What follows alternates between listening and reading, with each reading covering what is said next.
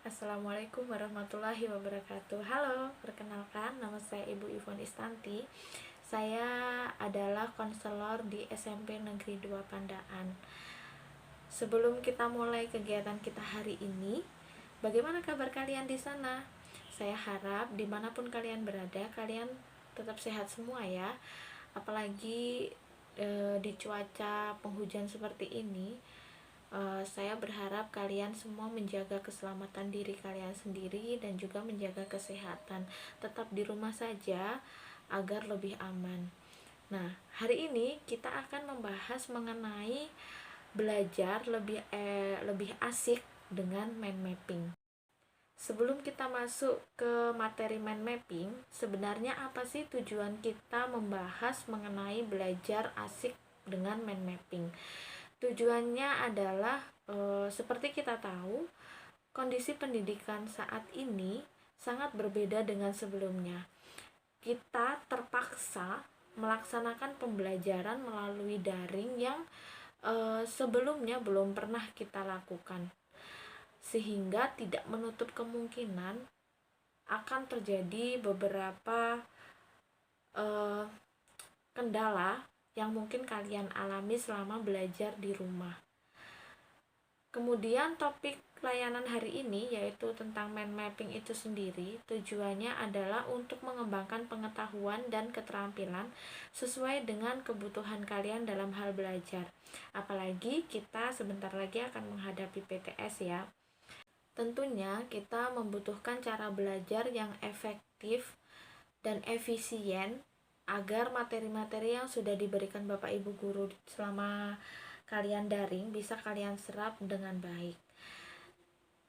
Nah, dengan kita membahas topik layanan hari ini, diharapkan kalian nanti yang pertama bisa memahami mind mapping itu sendiri seperti apa.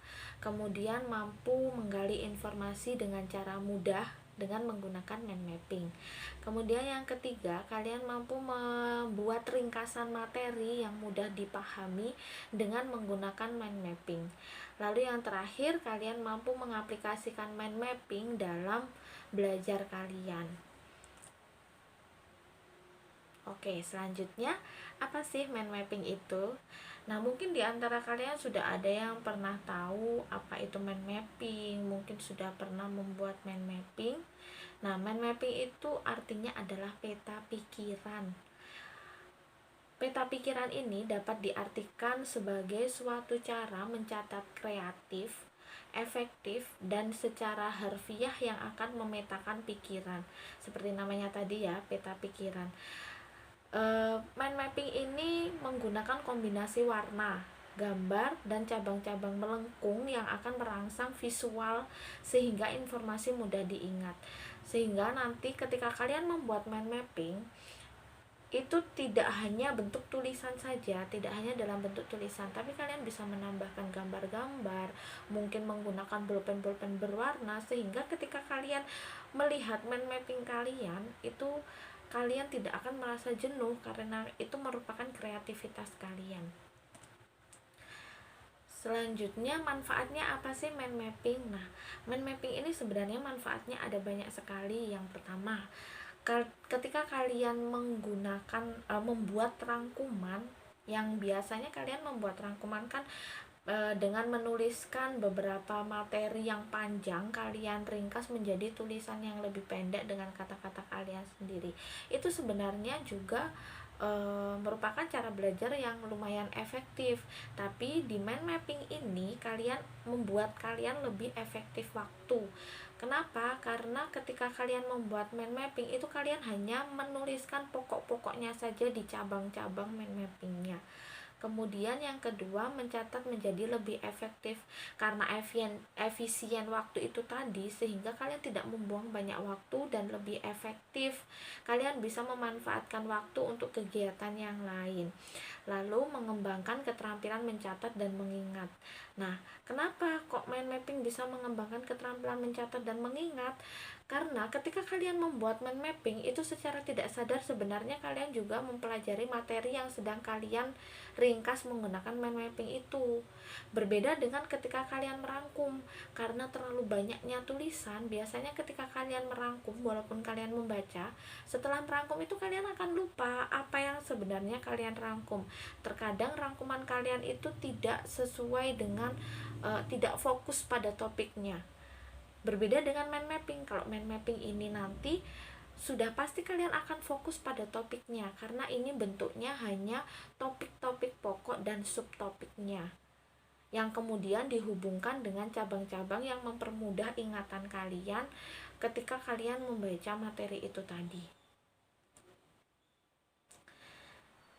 Nah, ini saya tampilkan contoh mind mapping mengenai sel darah. Tadi sudah saya jelaskan bahwa mind mapping ini hanya menuliskan pokok-pokok saja, tapi bukan berarti hanya bentuknya satu kata. Jadi kalian bisa menambahkan misalkan ini sel darah. Sel darah itu kalian bisa membuat cabang, itu ada cabang trombosit, kemudian eritrosit, leukosit. Nah, itu kalian bisa menambahkan cabang komponen. Komponennya itu terdiri dari plasma darah, zat terlarut. Kemudian di dalam sel darah juga ada air. Lalu kalian bisa menambahkan pengertian dari sel darah itu sendiri, yaitu jaringan terspesialisasi yang mencakup cairan dan sebagainya. Nah, di dalam trombosit itu terdiri dari neutrofil, eosinofil, basofil, monosit dan sebagainya. Sehingga ini akan memudahkan kalian ketika kalian membuka mind mapping lagi, ketika kalian mempelajari lagi. Berbeda ketika kalian membuat rangkuman tulisan. Walaupun tulisannya menjadi lebih sedikit, tapi biasanya kalian sudah melihat tulisan banyak aja, kalian sudah malas membacanya. Kalau dengan mind mapping ini diharapkan karena bentuknya lebih menarik, kalian juga bisa membuat gambar-gambar sesuai keinginan kalian, menggunakan warna-warna sesuai keinginan kalian, sehingga itu akan lebih menarik dan membuat belajar kalian lebih menyenangkan. Kemudian ini ada contoh mind mapping tentang planet. Nah, planet-planet ini terdiri dari planet ini ada gravitasinya, kemudian planet terkecil adalah planet Merkurius dan sebagainya. Di batang-batang ini kalian bebas ya, bebas membuat cabang-cabang. Mau kalian buat cabang sebanyak apapun terserah. Nah, kemudian topik utama mind mapping itu pasti kalian tulis di tengah-tengah. Jadi mind mapping ini seperti kalian membuat pohon. Jadi di tengahnya itu adalah intinya, kemudian kalian buat cabang-cabangnya, batang-batangnya, lalu kalian membuat ranting-rantingnya, seperti itu ya. Sehingga itu nanti akan memudahkan struktur otak kalian ketika kalian membaca, oh planet ini ada 8 planet, Merkurius, Venus, kemudian ini planet mengelilingi matahari, kalian buat gambar di situ. Lalu berlawanan dengan jarum jam, orbit sama dengan lintasan garis edar, seperti itu ya.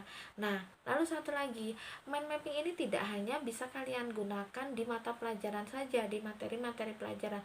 Misal, Bu, saya ini bingung, Bu, karir saya 10 tahun mendatang itu mau saya tuh pengennya jadi apa. Nah, kalian bisa menstruktur pemikiran kalian untuk membuat rancangan masa depan kalian, karir kalian. Misalkan di tengah kalian tulis karirku, kalian buat cabang 10 tahun ke depan kalian mau jadi apa saja yang seperti itu ya. Ini contohnya, saya berikan contohnya. Nah, ini misalkan kalian membuat mind mapping mengenai karir kalian. Ini adalah perencanaan kalian, sehingga mind mapping itu tidak hanya terpaku pada materi pelajaran saja, tapi mind mapping ini bisa kalian manfaatkan ketika kalian ingin membuat struktur peta konsep apapun. Misalkan ini tentang karir karir kalian. Nah, kalian setelah menuliskan karir di tengah, kemudian kalian membuat cabang. Cabangnya yang pertama itu 2 tahun kemudian, kalian pengennya gimana, 5 tahun, 9 tahun, dan ada 13 tahun. Nah, setelah kalian buat batang-batang itu tadi, kemudian kalian buat cabang kecil lagi. 2 tahun kemudian, misalkan kalian sekarang SMP, ya kan? 2 tahun dari sekarang kalian ingin masuk SMA favorit, entah di mana SMA-nya. Kemudian kalian pengen apa lagi, silahkan buat cabang-cabang sebanyak mungkin. Apa saja yang capaian apa saja yang ingin kalian dapatkan selama 2 tahun mendatang. Kemudian ada 5 tahun. 5 tahun ini katakanlah kalian pengen kuliah di UNER, kuliah di UM, kuliah dimanapun terserah, atau kalian ingin bekerja. Tuliskan di situ kalian ingin bekerja di mana. Kemudian 9 tahun kemudian kalian pengennya 9 tahun dari sekarang itu kalian sudah lulus kuliah, mungkin kerja di perpajakan, mungkin kalian menjadi ikut akademi penerbangan, tentara, dan sebagainya. Terserah kalian. Mungkin yang perempuan pengennya 9 tahun dari sekarang menikah, boleh kalian tuliskan di situ. Terus 3 tahun mendatang dari sekarang kalian rencananya pengen menikah nih, tuliskan rencana kalian di situ. Nah, tidak selesai di situ saja, kalian juga bisa menambahkan batang lagi. Misalkan ketika mau masuk SMA favorit, tambahkan batang lagi bagaimana kalian bisa mencapai keinginan kalian itu, target kalian itu. Misal, mulai dari sekarang saya harus bisa menentukan saya masuk SMA mana, nilai saya berapa. Kemudian ketika SMA kalian harus melakukan apa saja, seperti itu ya. Terus yang kuliah di UNER, misalkan ketika kalian sudah SMA nanti, sudah masuk SMA favorit, apa yang akan kalian lakukan? Misal ikut bimbel, misal, dan lain sebagainya. Silakan ditulis-tuliskan batang-batangnya di situ. Gitu ya. Saya kira mengenai mind mapping ini sudah cukup jelas. Nanti misalkan belum terlalu jelas, bisa kalian tanya melalui kolom komentar ya. Nah, karena saya sudah memberikan beberapa contoh mind mapping, sekarang saya ingin kalian coba membuat mind mapping di rumah masing-masing. Kalian bisa membuat mind mapping dengan tema apapun. Mau memanfaatkan mau membuat mind mapping dengan memanfaatkan materi belajar kalian di sekolah, boleh.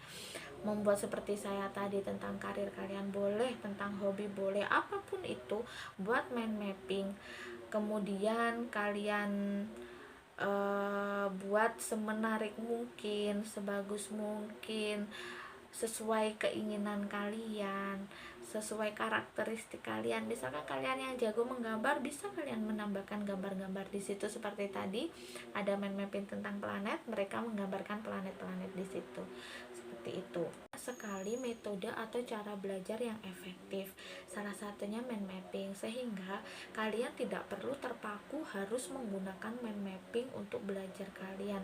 Tidak, saya tidak memaksakan kalian untuk belajar menggunakan mind mapping. Namun mind mapping ini bisa menjadi pilihan kalian untuk kalian membuat rangkuman atau konsep materi pelajaran kalian agar lebih mudah kalian pahami. Jika kalian masih belum terlalu paham tentang penjelasan saya tadi, kalian bisa langsung bertanya pada saya melalui kolom komentar. Nah, itu tadi yang bisa saya sampaikan.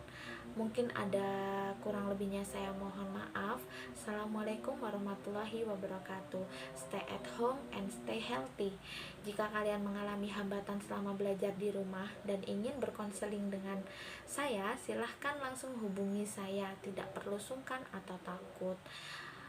Konselor di sekolah kalian juga pasti akan menerima kalian ketika kalian mengalami hambatan apapun, karena fungsi konselor di sekolah kalian adalah membimbing kalian, mengarahkan kalian agar kalian mampu menyelesaikan hambatan-hambatan yang sedang kalian alami.